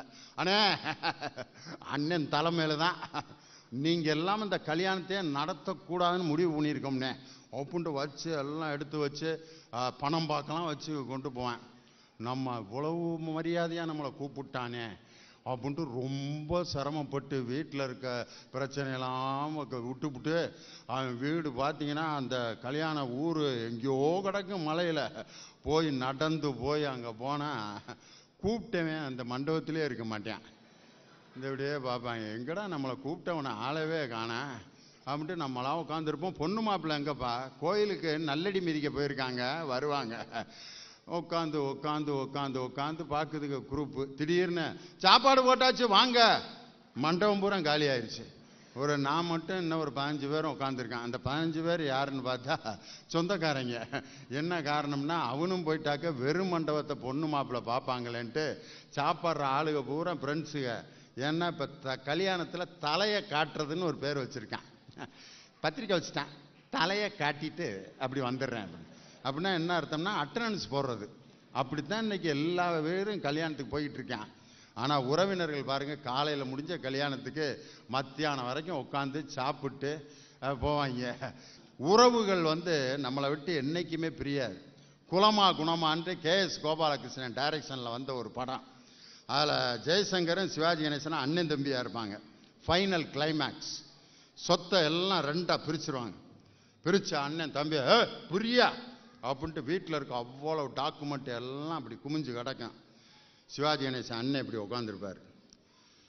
ஊர்க்காரங்க பூரா உட்காந்துருப்பானுங்க. தம்பி ஜெய்சங்கர், சொத்து 2ஆ பிரிஞ்சிருக்கு, உனக்கு எந்த பங்கு வேணும்? எங்க என்ன 2ஆ பிரிக்கல, சொத்தை பூரா ஒன்னா கிட்ட டாக்குமெண்ட் எல்லாம் இங்க வச்சிருக்கீங்க, எங்க 2ஆ பிரிய? 2ஆ தான் பிரிஞ்சிருக்கு. நீ உனக்கு கண்ணு சொல்லுவாரு, ஒரு பங்கு எல்லாம் ஒரு பங்கு. அண்ணன் அந்த தம்பி வந்து, அண்ணே எனக்கு எதுவும் வேணாம், நீ இருந்தா போதும்னு சொல்லிட்டு ஆனா அந்த அண்ணன் தான் அவன் பகவான். அந்த மிகப்பெரிய சொத்துக்கு மத்தியில் ஒரு வந்து வீட்டு ஒரு அவங்க சொந்தக்காரங்க எல்லாம் அவர் அப்படியே 10 மூக்கு சொல்லி கொடுத்துருப்பாரு. அம்மா வந்து பார்க்க வந்து கொஞ்சம் செஞ்சு வழி வந்துருச்சா என் பிள்ளைக்கு அப்படி போன வருது. பிள்ளைகளெல்லாம் அண்ணன் சோமனடா வா பிள்ளை தம்பி கூப்பிடுறேன், உடம்ப பார்த்துக்க, உன் தம்பி கூப்பிடுறான், இந்த வர்றேன். பெத்ததாகி போயிருச்சு. தங்கச்சி ஓடியா இருக்குங்க, என்ன நீ தானண்ணா எனக்கு 20 பவுன் போட்டு கட்டி கொடுத்த. அப்படி தங்கச்சிக்கு பொண்ணு வருது. என்ன யாரு அழுதுட்டு காக்குறியாமல, வாடி படக்குன தாக்குறதுக்கு ஆளக்கணும். அப்ப நான் பரப்பிட்டேன்னா அப்புறம் வந்து பாக்குறேன்னா எல்லாம் கிளம்பிடுச்சு. மாட்ட அப்படியே உட்காந்துருக்கு. யாரு அவன் கட்டின மனைவி கேட்பது எல்லாம் கிளம்பிருச்சுகளே. அந்த நேரம் பார்த்து வாந்தி எடுக்கிறேன். அந்த வாந்தியை கையில வாங்கி வெளியிட அப்பதான் அப்படியே பார்க்கிறான். 1000 பேர் இந்த கஷ்டத்தை என் மனைவி தானேன்ட்டு இதுதான் உறவு அப்படின்ட்டு நான் சொல்லலை, அவங்க சொன்னாங்க. இப்படிப்பட்ட உறவுகள் தான் அன்பும் பாசமும் நிறைந்தது அப்படின்னு சொல்றாங்க. வாசம் தான். இப்படிப்பட்ட உறவுகள் இருந்தால் நல்லா தானே இருக்கும். ஆனா இந்த உறவுகளுக்கு அப்பாற்பட்டு இன்னைக்கு சினிமாவில் நீங்க எடுத்து பார்த்தீங்கன்னா கிருஷ்ணன் பஞ்சுன்னு 2 பேர் டைரக்டர், அவர் வேற ஜாதி, கடைசி வரைக்கும் 2 பேரும் பிரியாமையே டைரக்ஷன் பண்ணாங்க. விஸ்வநாமமூர்த்தி இசை இடையர்கள் 2 பேரும் இடையில பிரிஞ்சுட்டாங்க. இருந்தாலும் அந்த விஸ்வநாதன் ராமமூர்த்தி இணைந்து கொடுத்த இசைக்கு இணையான இசை இது வரைக்கும் நம்ம பார்க்கவே முடியாது. இவர் ஒரு வேற, அவர் ஒருத்தர், இவர் வேற வயசு, அவர் வேற வயசு, இவர் வேற இன்ஸ்ட்ருமெண்ட், அவர் வேற இன்ஸ்ட்ருமெண்ட். மாதிரி எத்தனை இரட்டையர்களை நம்ம பார்த்துருக்கிறோம். சங்கர் கணேஷ், சங்கர் பார்த்தீங்கன்னா கண்ணங்கரேன்னு இருப்பாரு, கணேஷ் கண்ணங்கரேன்னு இருப்பாரு, சங்கர் அழகா இருப்பாரு. 2 பேரும் ஒன்னா சேர்ந்து எம்புட்டு பாட்டை கொடுத்துருக்காங்க. அது மாதிரி டைரக்டர்கள், இசையமைப்பாளர்கள், வரிசையா மிமிக்ரி கலைஞர்கள், தாமு சந்தான, மூர்த்தி கோபின்னு ஒரு செட்டு, முன்ன பழைய மிமிக்ரி குரூப், அவங்க பண்ணாங்க பாருங்க. ஒரு பலகுரலை வந்து ஒரு கேசட் ஆக்கி அதை மிகப்பெரிய பாப்புலர் பண்ணது அந்த 2 பேர் தான். அதே மாதிரி சேதுராமன் பொன்னுசாமி, அருமையான அந்த நாதஸ்வர இரட்டையர்கள் தில்லான மோனம்பாலுக்கு வாசித்தாங்க. ஒரு திருமண வீட்டில் பார்த்தேன். அதில் வந்து இப்போ ஐயா சேதுராமன் ஐயா இறந்துட்டாரு, பொன்னுசாமி மட்டும் வாசிக்கிட்டு இருந்தார்.